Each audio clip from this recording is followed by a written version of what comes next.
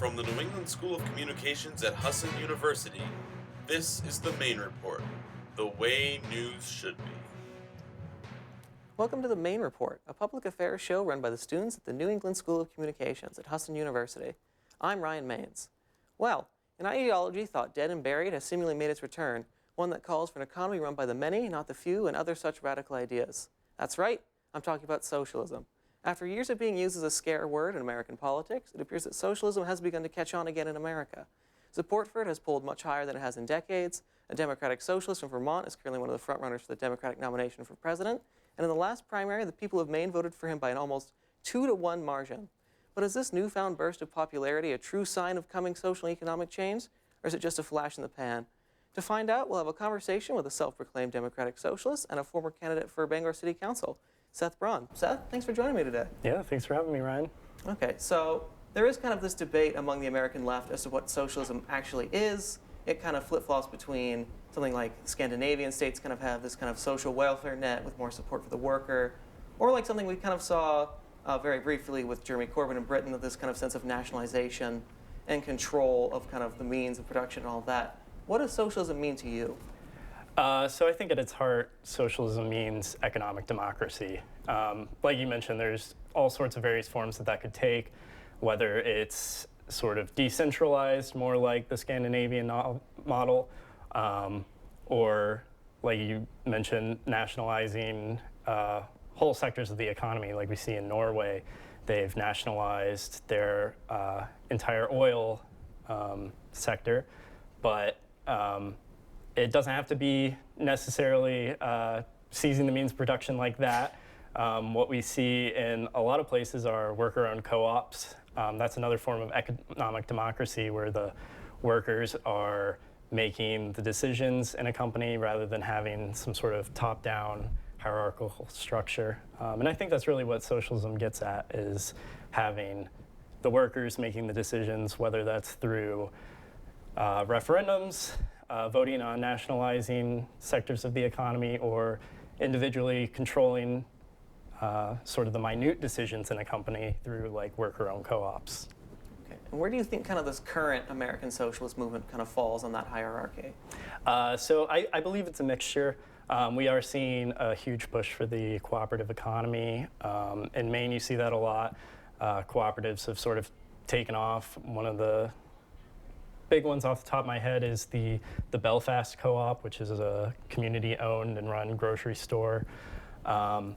So I think there's a lot of interest in that sort of model, but then for some of the larger sectors, like there's a big push to make the internet a public utility.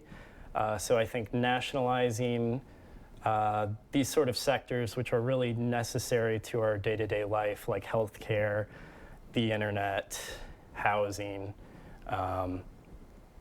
So I do think you see a mixture in between the two. Okay, and where do you think kind of this new support for socialism has kind of come from? So what we're seeing right now is a lot of our current system. The biggest tech companies are all conglomerated right now. So a lot of the economic decisions are being centralized. Our government's sort of being run by special interests. So at this point, we are sort of naturally moving towards a centralized economy, but it's very privatized and controlled by just quite a handful of people. Sort of the CEOs at the top, like Jeff Bezos, Mark Zuckerberg. And I think that just people are really upset with the way that these decisions are being made undemocratically. And it's really just coming to bite us with higher healthcare costs, higher housing costs, and just people being really upset with decisions being made through social media companies or selling our data, that sort of thing. Okay. And now a lot of this kind of movement's popularity seems to kind of come around specific figures and idols and people that we kind of rally around. And so do you think there is kind of a real future for socialism? I know it's very popular kind of among young people. There's a lot of polling data that suggests that. Do you think there's kind of a real future for it in America, or do you think it's just centralized around these figures and it might just end up being like a flash in the pan? I mean, that's a very good point. So there's a few big figures in the movement like Alexandria Ocasio-Cortez, Kashama Sawant out in Seattle, who just won her seat for city council against Amazon-backed candidate. But I think what you see with like the Sanders campaign is he's really trying to make it very decentralized. That's his whole slogan, not me, us. And I think there's this push to make it a very grassroots movement. A lot of people are coming out of the Sanders campaign and running for office. That was my original inspiration, was from back in 2016, volunteering for the Sanders campaign.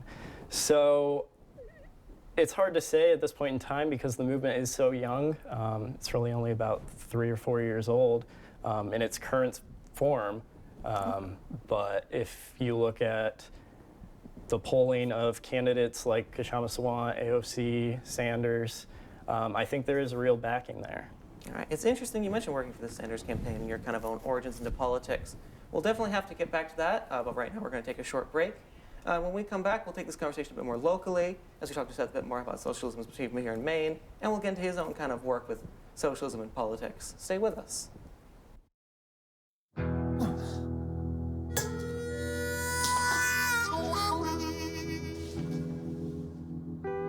Get caught buzzed driving, and you could do some hard time. Craig, knock it off. Sorry, Mom. It could cost you around $10,000 in fines, legal fees, and increased insurance rates. And that could set you back a few years. Buzzed, busted, and broke. Because buzz driving is drunk driving. Everywhere that we go, he makes people laugh and makes people smile, and I feel like I have that quality. He's the one who always takes me fishing. I watch golf with him. And I watch him cook, because when I grow up, I want to be a cook too. We have the same faces like this. Dad is the one, when you fall, that picks you up. That unconditional sense of presence and reassurance is really what makes him my father.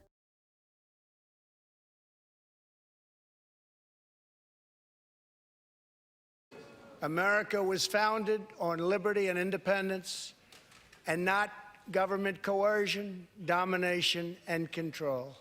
We are born free, and we will stay free. Tonight, we renew our resolve that America will never be a socialist. And that was the always eloquent President Trump giving his thoughts on whether socialism will come to America. Still with me is a man who probably disagrees with that statement. Seth, still doing all right? Yeah. All right, perfect. Thank you.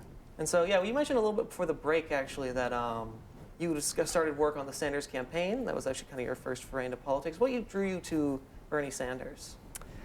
So being a student at the time, I was dealing with my own problems with healthcare. Luckily, I was still on my parents' healthcare, but that didn't necessarily mean that I was getting access to the things I needed. And I was also struggling to pay for rent and also just racking up student debt at the same time. So at that point, I saw that, Sanders was the only candidate really speaking to these issues in any sort of meaningful way, providing real solutions to insurmountable problems in this day and age. Okay, and so that working with that campaign inspired you, obviously, to go on to run for city council. You said 2017 and earlier this year as well. Right. So as someone who's kind of campaigned on this idea of kind of socialism and has let that kind of influence how you campaign, how do you win people over to this idea that's very much kind of over the last, especially like 20 years, really been used as a scare tactic to kind of convince people away from it? So talking about local issues, I speak to housing costs. Rent is always outpacing wage growth, especially in Bangor, where a lot of people are struggling to pay rent. Property values are low, so it's a good market for first-time home buyers, but not for renters necessarily. And also just transportation. It's hard in Bangor if you don't own a car to get to work, go get your groceries. So working to improve our bus system in Bangor is something that I speak to a lot. and also just trying to make things more environmentally conscious. So pushing towards green initiatives in the city, making the buildings that the city runs LEED certified, and pushing towards electric buses, that sort of thing, because a lot of people are really feeling the pressure of climate change at this point, and I think that's an issue that speaks to a lot of people. Okay, and when you're out kind of campaigning, how much kind of negativity around socialism did you find yourself kind of having to deal with in kind of the day-to-day of a campaign? Not a whole lot. I think, I've had supporters from the left side of the spectrum, but also people who are Trump supporters in the city. Talking about local issues, it's very relatable, and even if they might have sort of a different ideological background, they hear what I'm saying and they know that these are very real issues and they're looking for solutions as well. Okay, and how do you necessarily deal with kind of negative kind of attacks or kind of counters to you, like people who say, like, Venezuela, or comparing you to Joseph Stalin, the USSR, or kind of comparing at least figures within the movement to that kind of stuff? I just kind of let that roll off for the most part. We can debate all day about sort of why those models specifically have failed, but debating, what we've learned from research is that when you debate with somebody, they just come out of the debate with their feelings stronger than before. You're less likely to change somebody's mind through debate. So really just sharing my experiences of how I got to this point, not being able to afford housing, not being able to afford health care and schooling, and putting that into perspective and tying that to my policies. That's really how I like to stay grounded in the campaign. And that's definitely, as Sanders has mentioned, probably how he was able to stay so successful here in Maine. And why do you think people were drawn to him in 2016 when he was running against Hillary Clinton to kind of propel him to that, I believe, 60-40 win over her in the primary here? Maine has a very strong working class background. There's a lot of union support in the state, and Bernie supports unions. I think that speaks to a lot of people, and people are just really struck by his sincerity. I think that goes a long way in Maine, especially. People have this idea that, if there's any sort of political doublespeak or that sort of thing, you don't really get that with Sanders. And I think that's why he's appealing to Mainers especially. All right, and do you think he's going to be able to pull off that success when he comes back around this year, especially against a arguably more competitive field like Joe Biden, Elizabeth Warren, who many argue takes his spot on the left? Do you think he's going to be able to make it happen again? What do you think? Yeah, I mean, you're talking about a much more competitive field for sure. And like I said, the sincerity, people feel that with Elizabeth Warren, with Joe Biden. So I think it really will come down to more policy stances and just the ground game, which candidate is more organized in the state, for sure. Okay, and before we go real quick, is there kind of people who necessarily want to kind of advance this cause or kind of fight for everyday working people? Is electoralism kind of the only way you can do that, or are there ways to do it beyond like voting? Is there ways to go out and kind of volunteer yourself? Yeah, absolutely. So it's not just running for office and try to change things with public policy. Like I was talking about worker cooperatives, organizing within the workplace, forming a union, just trying to increase visibility of workers' rights. Those are all things that can contribute to a more democratic economy.